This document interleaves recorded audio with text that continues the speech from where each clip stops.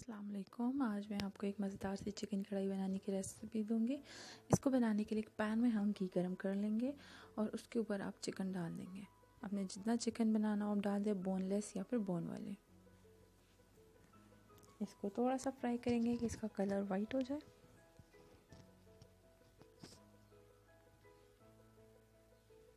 ये देखिए हमारी चिकन का कलर वाइट हो गया बिल्कुल। इसमें हम जिंजर गार्लिक पेस्ट ऐड कर देंगे। मैंने 1 टेबलस्पून ऐड किया।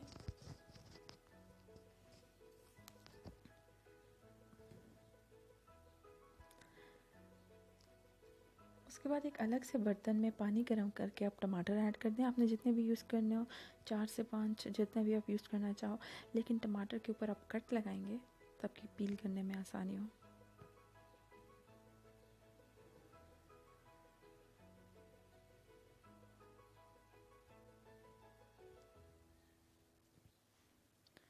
इसको 2 मिनट बॉईल करने के बाद ये मैंने निकाल दिया। मैं इसको पील कर लूँगी।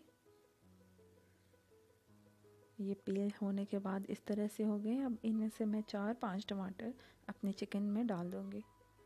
इसको ढकना है आपने और आपने इसको मिक्स करते रहना है।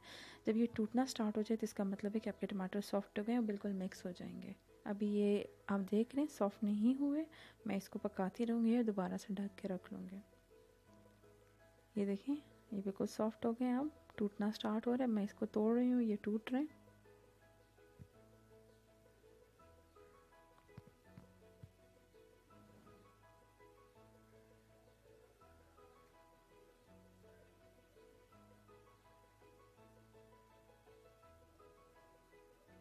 मीडियम फ्लेम पे इसको पकाते रहना है और ढक के पकाना है ताकि ये चिकन पक जाए। ये टमाटर का पानी छूट गया, इन्हीं पानी में ये चिकन जो है हमारा पकेगा। हम इसमें एक्स्ट्रा से पानी ऐड नहीं करेंगे।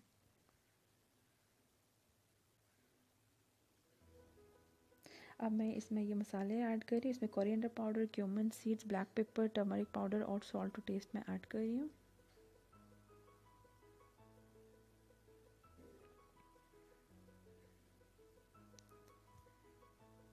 ये देखें हमारा चिकन बिल्कुल पकने के करीब हो गया। आपने इसको मिक्स करते रहना है ताकि ये जो पानी टमाटर ने छोड़ा है ये सारा खुश्क हो जाए।